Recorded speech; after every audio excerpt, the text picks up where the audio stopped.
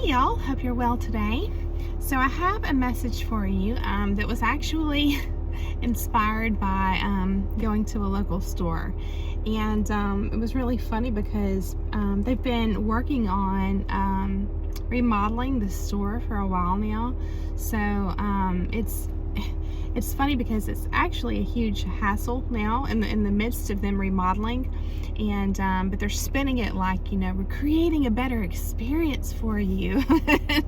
And what they're doing, if you just pay attention, is they're blocking off a lot of the old pathways, so that you're forced to be you have to reroute and go a different way. So it's, we all know that the reason they're doing this is to force us to have to be exposed to additional goods and products on our path, right? Which is, we all know that's why grocery stores put the essentials in the very back corner. Usually it's like the milk and the eggs and the bread.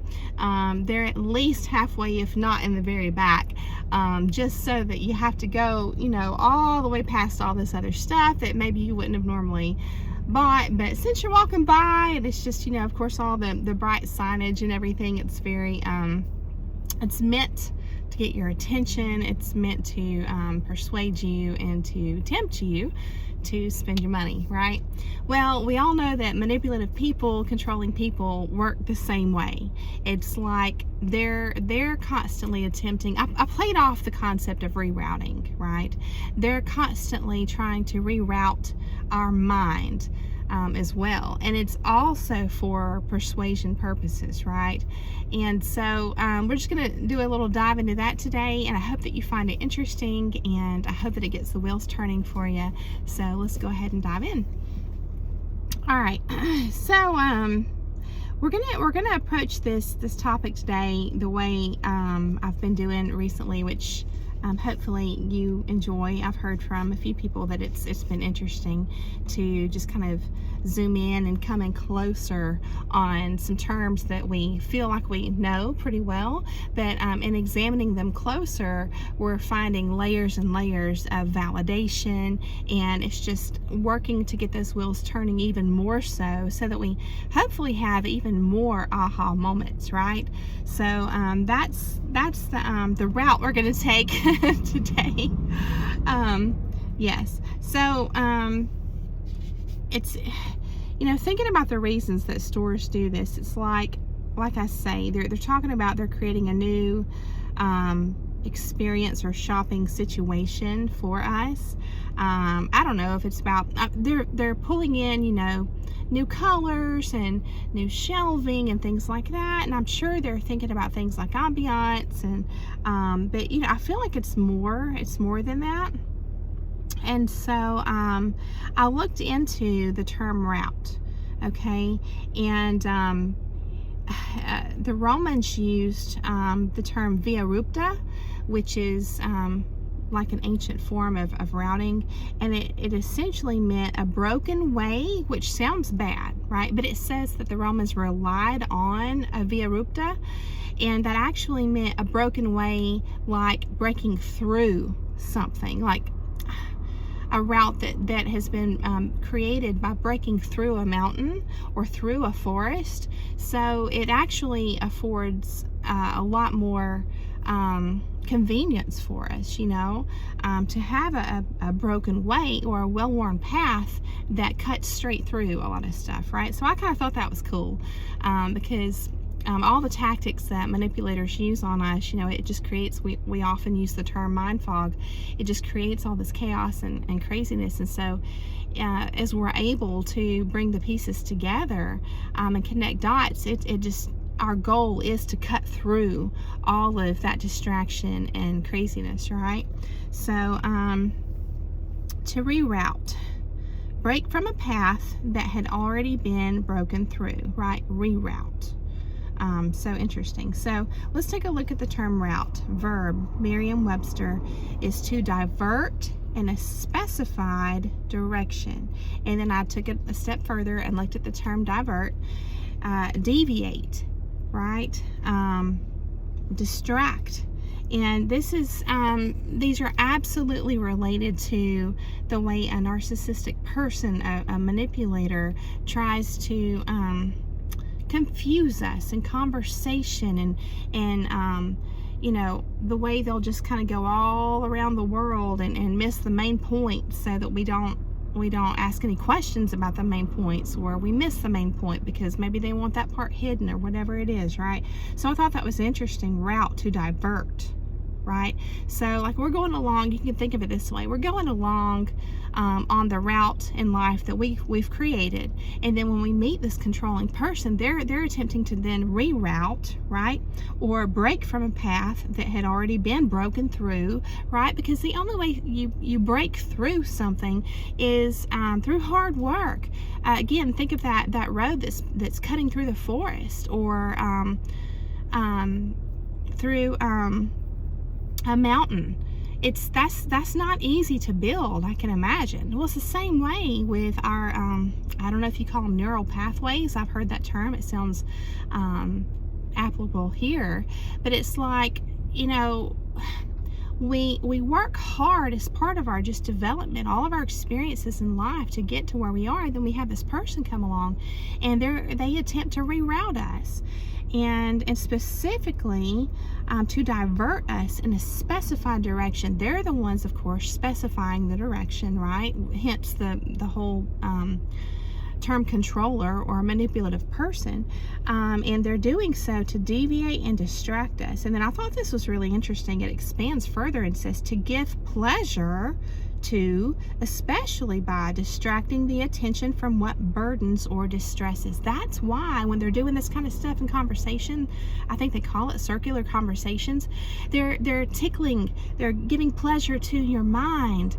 you know, and they're just trying to snow you over with pleasantries, with love bombing, or flattery through compliments, or and I've experienced this from several different people that I've been able to, as I've come into this awareness, I've been able to identify as having narcissistic traits.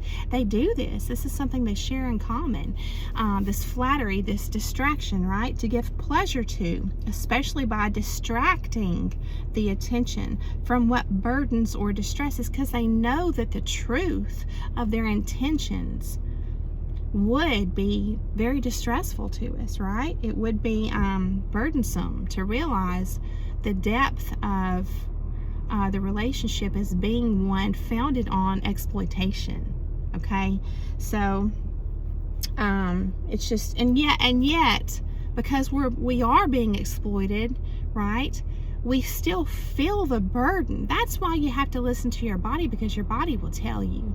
The body feels the burden of what's really going on, but the mind is distracted, right? And that's why you have this inner conflict, and that's why you can wind up even gaslighting yourself, because maybe they're going shopping for you and buying you nice stuff, or they're saying all the right things, or whatever it is. You know what I'm saying? They're just doing everything they can to distract you.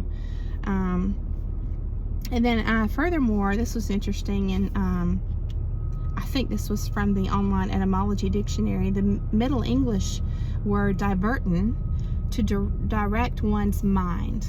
Okay, so all right, so just like stores that are remodeling, they're attempting to reroute our path as we shop. They're serving it up like it's to give us a better shopping experience, right? It's all in how they serve it up. That's the distraction, and they're playing on our emotions. It's to make it a better experience for you, right? But we all know that it's a bit more complicated than that, right? There's more to it, and it is to their benefit, of course, right? So when we acknowledge this, we realize that our mind has been captured and diverted into their specified direction. At that point, we can take authority, and we can then reroute, right? We can take ownership of our mind at that point and reroute, which, looking at the term which is the prefix, right? RE means to do it again, anew, or backwards even. So if you started out in a good place and they took you down, the wrong path, and when you're going back, that's a good thing in this regard, right? Again, related to anew or doing it again. All right, so which it does feel like that. It feels kind of like you're starting over. You know what I'm saying? When you're getting free from a controlling situation. So the etymology of the medieval Latin term divertere means to depart, to separate oneself, to make a turn. And that's what we have to do. We have to get out of the presence of someone who's working our mind in this way. We have to depart to start with, right? All right, so there's, when you're thinking about stores, they're essentially carrying the same goods. I mean, they're going to bring in new goods on the regular, even with the same floor plan. So that's not why they're doing this, right? They're always going to have this turnaround of goods, but essentially it's going to be like the same kind of products and goods. They just hope that we'll see them in a new way, right? And essentially, when they say they're creating a better experience for us, we all know that ultimately their intention is to persuade us, to influence us, because they're jealous of the competition out there, right? They're soliciting our money, and that's how they function, right? That's the whole point of a business like that, right? To solicit our money.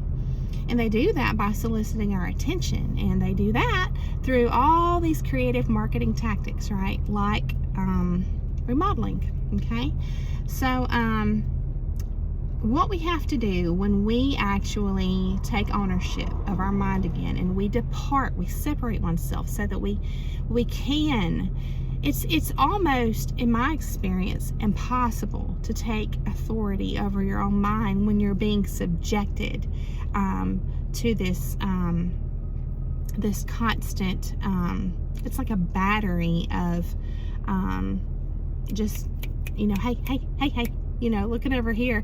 It's like you can't. You're so distracted. So you have to depart. You have to separate yourself and make a turn just to be able to get your head clear for a minute. You know what I'm saying? To free your mind in that way. You have to physically, a lot of times, free yourself from that kind of situation. And so when we're able to do that, now we can start to take the authority and ourselves, right? The authority over our own mind. And at that point, we acknowledge that we have the power. Okay, now here's where I looked at the term authority. Again, via Merriam-Webster online, it says the authority, power to influence or command thought, opinion, or behavior. Now remember, the Bible says that we have authority over the darkness, okay? So again, power to influence or command thought, opinion, or behavior. Notice the Bible verse says we have authority over, okay? So over means above, used as a function word, so it's active. It means you have to get up and you have to participate, right? You can't just sit around and everything's going to fall into place. It requires action, right? Faith without action is dead. All right, just to throw another verse in there. So over means above, used as a function word to indicate position upon or movement down upon. Now keep this in mind, movement down upon, because when we're trying to free our mind from this control, we're not doing it to purposefully engage in some kind of battle or mind games with these people. We're not. We're just wanting to get disentangled. But here's where it gets really interesting. All right, remember, the Bible says we have authority over. Over means above, used as a function word to indicate position upon or movement down upon. Here's where we come to the realization that we are on different levels than these controllers, these manipulators, right? When you have a good heart, you want to just believe everybody's all the same, but they're not. And that's just a rude awakening. And so it's very shocking. And so you're on different levels, and that's why it feels like a struggle, okay? Listen to this. You were in a battle you weren't even aware of because they identified your position above before you even became aware of it. They knew that you were on different levels, but you didn't know that. And so that's why they were in battle with you, and really it was with the light inside of you. Okay, so what this does, or what it should do, is wake you up to the fact that you have the light inside of you, and that is rattling, to put it through the spiritual lens, that's rattling their demons. So again, that's why it's felt like a struggle. I mean, I'm sure you can relate if you were engaged long term with somebody like this, a manipulator, a narcissistic person, a controller. I'm sure you can relate when I say you probably attempted many, many times to pacify them, to make them happy. Just you kept trying harder and harder, and you just always felt like they were never satisfied. They were just constantly agitated, and something just felt off the whole time, and you just couldn't figure it out. That's why you were engaged in a battle that you weren't even aware of, because they identified, remember, authority over, and you didn't realize you had this authority this whole time. You didn't know it, right? They identified your position above, right, before you even became aware of it. And I credit that to, I call it the light inside, okay? So here's the thing, that light inside of you that you were unaware of, right?